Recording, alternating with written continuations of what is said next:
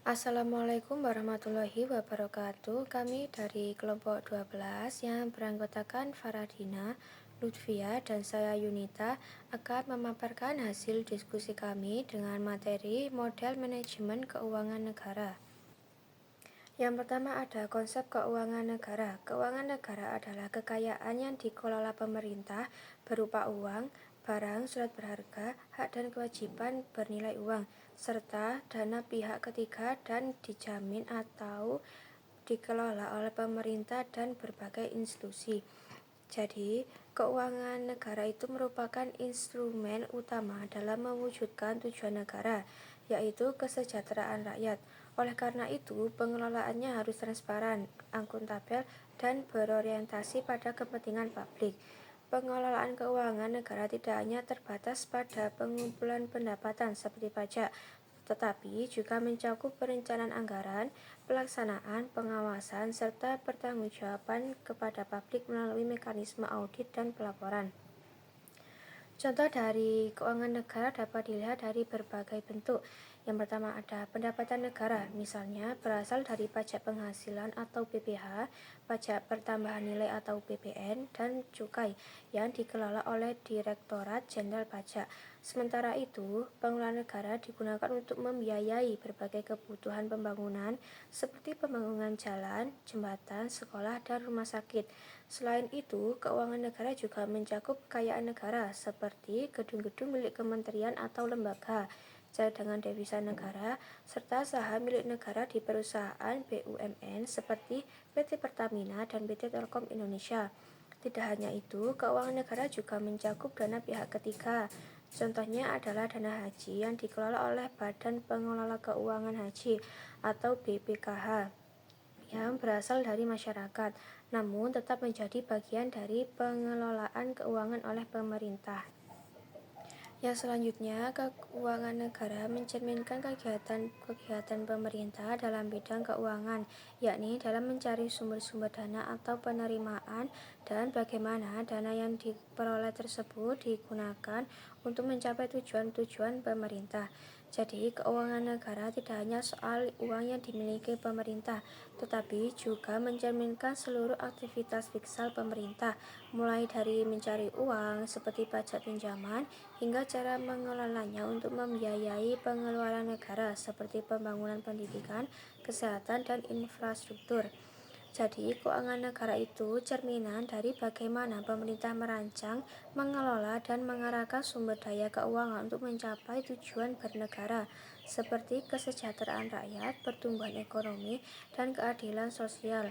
Contohnya, misalkan ketika pemerintah mengumpulkan pajak dari masyarakat dan kemudian menggunakan dana itu untuk membangun sekolah dan rumah sakit di daerah tertinggal. Nah, jadi itu bentuk nyata dari keuangan negara yang digunakan untuk mencapai tujuan pembangunan nasional. Yang selanjutnya akan dijelaskan oleh Mbak Lutfia. Pembahasan yang kedua membahas tentang bagaimana manajemen keuangan negara. Dalam prakteknya, manajemen keuangan negara berjalan melalui beberapa tahapan yang saling melengkapi. Tahap pertama adalah perencanaan anggaran yang dilakukan dengan menyusun rencana pendapatan dan belanja negara sesuai dengan prioritas pembangunan dan kebutuhan publik.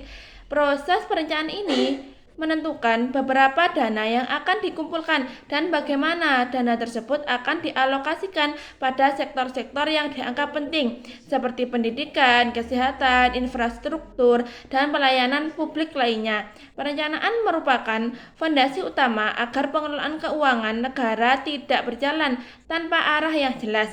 Setelah perencanaan selesai, tahapan berikutnya adalah penganggaran. Tahap ini melibatkan pengesahan anggaran oleh lembaga legislatif yang tidak hanya bersifat formalitas, namun juga sebagai mekanisme kontrol untuk memastikan bahwa dana yang akan dibelanjakan dapat dipertanggungjawabkan dan sesuai dengan aturan perundang-undangan. Transparansi dan keterbukaan dalam proses ini sangat penting agar masyarakat dapat berpartisipasi dan memahami alokasi dana yang diberikan kepada pemerintah. Selanjutnya, terdapat prinsip-prinsip dalam pengelolaan keuangan negara yang harus selalu dijunjung tinggi agar sistem dapat berjalan dengan baik dan dapat dipercaya.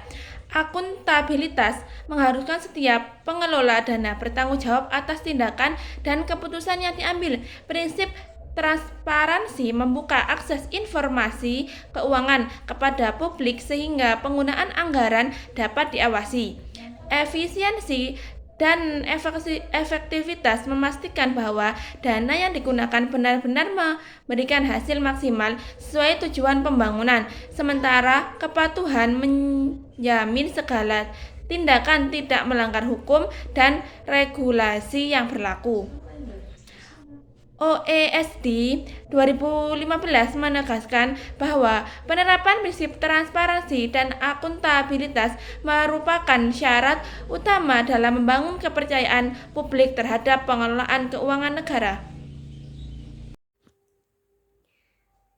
Yang selanjutnya yaitu sistem pengelolaan manajemen keuangan negara.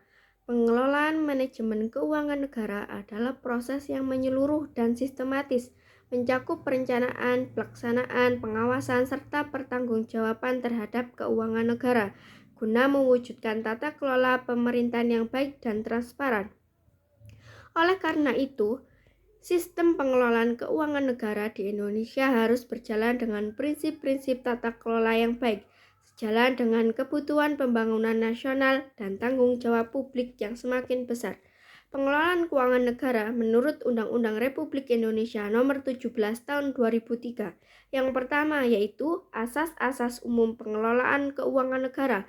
Dalam mendukung tatanan yang baik di dalam bernegara, pengelolaan keuangan negara perlu diselenggarakan secara profesional, terbuka, dan bertanggung jawab sesuai dengan aturan pokok yang telah ditetapkan dalam Undang-Undang Dasar. Undang-Undang tentang keuangan negara memerlukan penjabaran aturan pokok yang telah ditetapkan dalam Undang-Undang Dasar ke dalam asas umum yang meliputi baik asas telah lama dan dikenal pengelolaan keuangan negara seperti asas tahunan, asas kesatuan, asas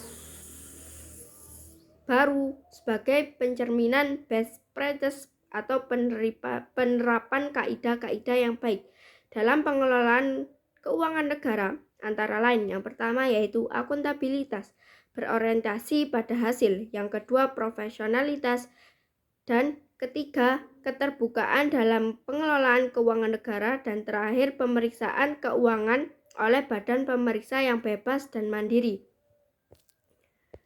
Yang selanjutnya yaitu kekuasaan atas pengelolaan keuangan negara. Presiden selaku pemangku kepala pemerintah pemegang kekuasaan dalam mengelola keuangan negara sebagai bagian dari kekuasaan pemerintah. Kekuasaan tersebut memiliki dua kewenangan yang bersifat umum dan bersifat khusus untuk dapat membantu Presiden dalam mewujudkan, dan sebagian dari kekuasaan tersebut diberikan mandat kepada Menteri Keuangan selaku pengelola fiskal dan wakil pemerintah dalam kepemilikan kekayaan negara diatur secara terpisah, serta kepada menteri atau pimpinan lembaga yang memiliki wewenang selaku pengguna anggaran atau pengguna barang pemerintah negara lembaga yang memimpinnya. Yang selanjutnya yaitu penyusunan dan penetapan APBN dan APBD. Ketentuan mengenai penyusunan dan penetapan APBN atau APBD dalam Undang-Undang Nomor 17 Tahun 2003. Ini bertujuan untuk fungsi penganggaran pemerintah, peran DPR atau DPRD dan pemerintah dalam proses penyusunan dan penetapan anggaran, mengintegrasikan sistem akuntabilitas kinerja dalam sistem penganggaran, penyempurnaan klarifikasi anggaran, penyatuan anggaran, dan penggunaan kerangka pengeluaran jangka menengah dalam menyusun anggaran. Yang selanjutnya yaitu hubungan keuangan antara pemerintah pusat dan bank sentral. Mewujudkan pengelolaan yang sangat komprehensif, perlu kegiatan pengelolaan keuangan negara yang memiliki ketentuan mengenai hubungan keuangan antara pemerintah dan lembaga-lembaga infra atau supranasional. Ketentuan tersebut hubungan keuangan antara pemerintahan pusat dan bank sentral. Pemerintah daerah dan pemerintah juga perusahaan negara, perusahaan daerah, perusahaan swasta, dan badan pengelola dana masyarakat dalam menjalin kerjasama keuangan antara pemerintah pusat dan bank sentral. Yang selanjutnya, pelaksanaan APBN dan APBD. Setelah APBN ditetapkan secara rinci dengan undang-undang pelaksanaan dicantumkan lebih lanjut dengan keputusan Presiden sebagai pedoman bagi kementerian, negara, atau lembaga dalam pelaksanaan anggaran. Penuangan dalam keputusan Presiden tersebut terutama menyangkut hal-hal belum terperinci di dalam Undang-Undang APBN, seperti alokasi anggaran atau kantor pusat di kantor daerah, kementerian negara atau lembaga, pembayaran gaji dan dalam belanja pegawai. Yang selanjutnya yaitu pertanggungjawaban pada pengelolaan keuangan negara. Salah satu upaya yang dilakukan secara komprehensif untuk dapat mewujudkan transparansi dan akuntabilitas pengelolaan keuangan negara adalah penyimpanan laporan atau penyampaian laporan pertanggungjawaban keuangan pemerintah yang memenuhi prinsip secara tepat waktu dan disusun dengan mengikuti standar akuntabilitas atau akuntansi pemerintah yang telah diterima secara umum. Dalam undang-undang ditetapkan bahwa laporan penanggung-jawaban pelaksanaan APBN disampaikan beberapa laporan keuangan yang sekurang-kurangnya terdiri dari laporan realisasi anggaran, neraca, laporan arus kas, dan catatan atas laporan keuangan yang disusun sesuai dengan standar akuntansi pemerintah. Demikian presentasi dari kelompok 12. Terima kasih. Wassalamualaikum warahmatullahi wabarakatuh.